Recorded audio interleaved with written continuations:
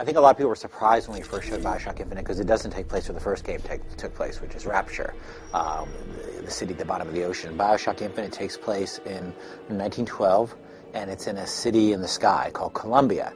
And that city was created by the United States government as a sort of a floating emissary of American ideals that would float around the world and demonstrate the success of the American experiment to other countries in the world, with the idea of that hey, look at the American experiment. Don't you want to be like this? And of course, things don't go entirely as planned. And Columbia gets involved in an international incident in China that involves the destruction of an entire city, and it sort of essentially succeeds from the Union and disappears into the clouds. You play the role of a guy named Booker DeWitt, who is a former Pinkerton agent, sort of a tough character, and he's so tough he's been kicked out of the Pinkertons, and he's seen better days. He's sort of living on the outs, and he owes a lot of money, and a man comes to him who owes money to and makes him an offer he can't refuse, which is to go to Columbia, find this woman, Elizabeth, who's been trapped in Columbia since she was a little girl, and bust her out of this tower she's being held prisoner in and bring her back to New York. And Booker goes to Columbia, and of course things aren't as they seem, and he gets caught up in a pretty extraordinary situation. So Elizabeth is probably the most powerful person in the world. She has these incredible powers that she doesn't even know about until Booker goes and busts her out of this tower she's been held in, and she has these abilities to open these tears in the world, which are basically, you see in the actual gameplay. For instance, there are things that aren't in our world that could be in our world, that potentially could be in our world. She can bring those into our world, like pieces of cover or ammo or allies who don't exist in our world but might, or turrets or skylines. All these things that are part of BioShock Infinite. And Elizabeth has the ability to instantiate these things, to open these tears and bring them into our world. Or alternatively, if you're being chased by somebody along one of these skylines through the air, to bring in a version where that skyline doesn't exist, and the guys who are chasing you will fall to their death. So she's got this amazing ability that you have control over as a player, as Booker.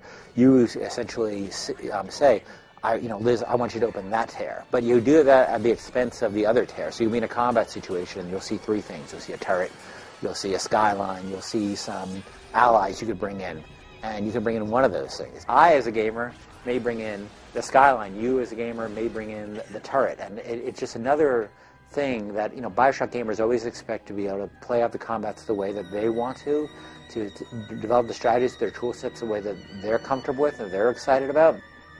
Elizabeth's just another way, and her tears are just another way for you to do that. In terms of how easy it is to use the skylines, all you're doing is you're looking at various other skylines, and you're hitting the bumper and jumping to them. And the jump, the path of the jump is auto-calculated for you based upon where you want to go. You're basically saying, I want to go there. And it's quite intuitive, actually, to sit down and play with it. And for us, that was critical, because if players can't feel powerful and they can't feel in control of themselves on the skyline, I don't think that's going to be fun. Compared to BioShock, when you play BioShock, you sort of arrive in Rapture when the story is happened already, and you're sort of being an archaeologist discovering what happened. A lot of the story has happened. Where in BioShock Infinite, you and Elizabeth are really the catalyst in a lot of ways for what's going on in the city. I mean, the Vox Populi and the Founders, the two sort of factions that are central to the struggle of the city, they both are after the same thing. They're after Elizabeth. And so we wanted to have that story, that there's still people who are alive and still people with their wits about them in the world. That feeling of you encounter people and are these guys, what's going to set them off? Are they going to come after me? Should I go after them? How should I act in this situation? Because we're trained as shooter gamers.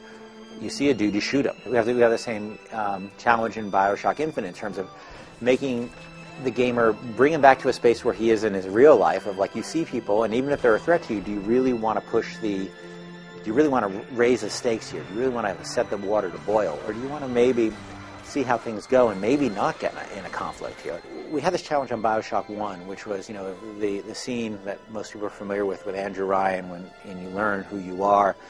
It was really important to me as a writer that the insult And I think the reason that scene worked was the insult was not to the character. The insult of what Ryan was telling you was to the gamer's understanding of their experience. And conversely, when we started BioShock Infinite, it was really important to me that the gamer build a relationship with this character, Elizabeth.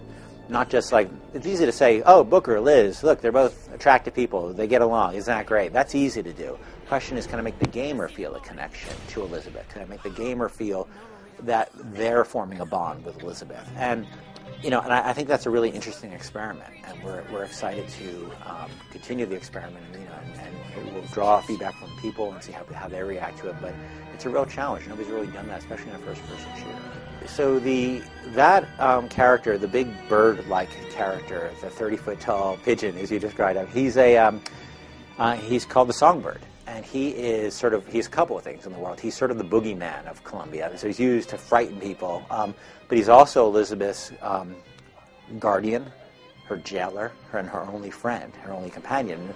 Obviously, they have a very interesting relationship. And there's a lot of ambiguity, a lot of strangeness that happens. I think BioShock Infinite relates to the rest of the franchise in the way that, I've always thought that BioShock was about a certain kind of storytelling, a certain kind of gameplay, that you're very much in control of the, weapons in one hand and powers in the other hand, being in this incredible environment that feels very close to our reality, but also quite different from our reality and our history. To me, those are the things that are always the heart of the BioShock gameplay, of what makes a BioShock game. Never, Rapture or Columbia. That's a secondary element of the location and the time. And I think what we're trying to demonstrate with BioShock Infinite is the breadth of the franchise, that it's about a bunch of ideas that can be expressed in a lot of different ways. And at first, I think we threw people for a bit of a loop.